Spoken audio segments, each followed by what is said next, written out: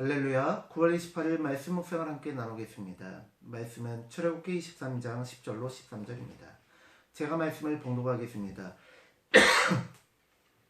너는 6해 동안에 너의 땅에 파종하여 그 소산을 거두고 7째에는 갈지 말고 묵혀두어서 내 백성의 가난한 자들이 먹게 하라. 그 남은 것은 들짐승이 먹으리라. 내 포도원과 갈라원도 그리할지니라.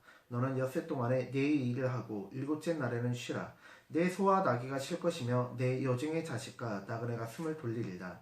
내가 내게 이른 모든 일을 삼가 지키고 다른 신들의 이름은 부르지도 말며 내 입에서 들리게도 하지 말지니라. 아멘. 오늘은 출애굽기 23장 10절로 13절 말씀을 본문으로 해서 안식의 의미라는 제목으로 하나님의 말씀을 함께 묵상하겠습니다. 오늘 본문은 안식일과 안식년에 관한 규례입니다. 먼저 안식년에 관한 규정을 말씀하고 있는데요. 6해 동안은 농사를 짓고 사는데 7째에는 농사를 짓지 말라고 하십니다. 그러면서 그냥 묵혀두어서 종자도 뿌리지 말고 그냥 묵혀두면 어떻게 되느냐? 거기서 저절로 그냥 씨를 뿌리지 않아도 그 틈틈이 있었던 것에서 곡식이 자라나잖아요. 하나님께서 자라나게 하시고 그것은 가난한 자의 몫임으로 건들지 말고 가난한 자들에게 주고 남은 것은 들짐승에게 주라고 하십니다. 포도원과 죄송합니다. 포도원과 갈라몬도 그렇게 하라고 하십니다. 그런데요, 이 안식년을 그렇게 지킨다라는 것은요, 저는 이 본문을 통해서 안식년을 통한 하나님의 두 가지 의도를 발견하였습니다.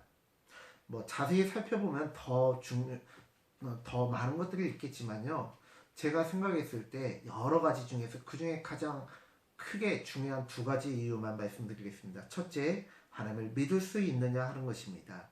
물론 자신의 땅을 가지고 농사를 지을 정도면 어느 정도 경제적 여유가 있는 사람입니다. 그런데요, 과거에 비해서 오늘날 얼마나 풍족하게 살고 있습니까? 그럼에도 불구하고요, 오늘날에도 코로나 바이러스로 인해 많은 자영업자들이 폐업을 합니다. 심지어 자살까지 합니다. 그런데 3000년 전에 현재와 비교했을 때 많은 소출이 없음에도 불구하고 1년 동안 쉴 수 있는 수확을 얻을 수 있었을까요? 그건 그야말로 하나님을 믿을 때 가능하다는 것입니다. 하나님을 믿을 때, 신뢰할 때 그것이 가능하다라는 거예요.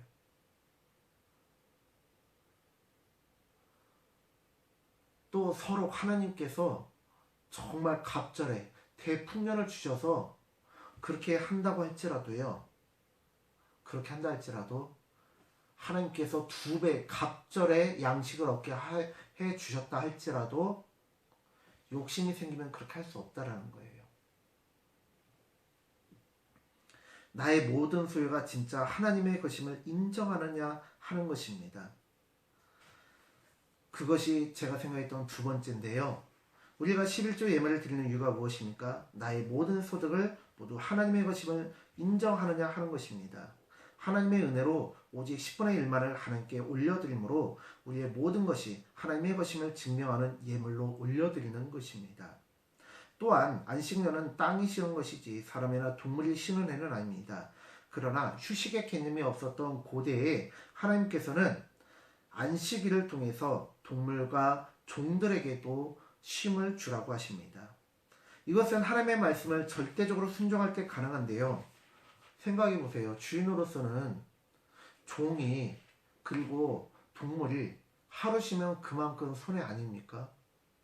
농사를 짓는 이 땅 주인 입장에서도 그건 손해고요. 장사를 하는 사람 입장에서도 그건 손해잖아요.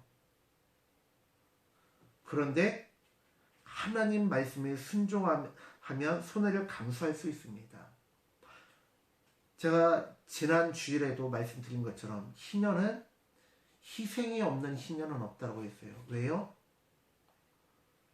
주로 희년은 이 가진 자들이 희생을 해야 되는데요.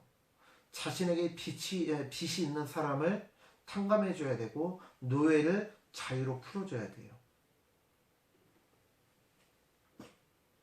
그러면 돈을 빌려줬던 사람 입장에서는 손해잖아요. 옛날에는 종이 주인의 재산 취급을 받았는데 그 종이 자유를 얻어 떠나면 그만큼의 손해를 보게 되는 거잖아요. 그런데요, 안식년 또한 가진 자의 입장에서는 손해입니다.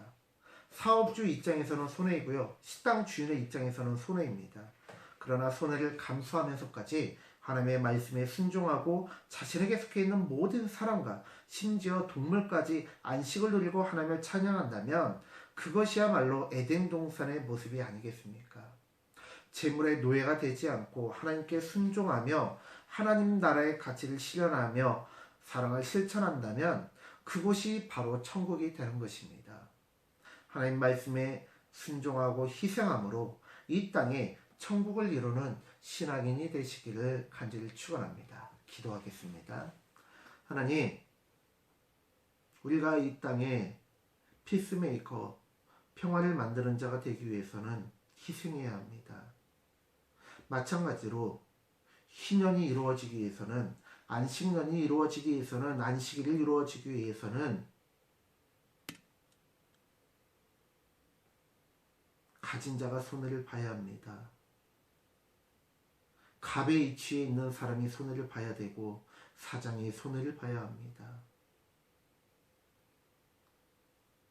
무엇인가 내가 더 누릴 수 있는 것을 포기해야, 내가 마땅히 누리고 얻어야 할 것을 포기해야 안식일을 지킬 수 있고 안식년을 지킬 수 있고 희년을 지킬 수 있습니다.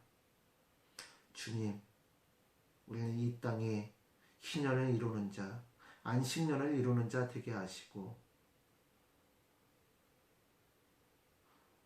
십자가의 삶을 살아가게 하여 주시옵소서. 감사드리며 예수님의 이름으로 기도드립니다.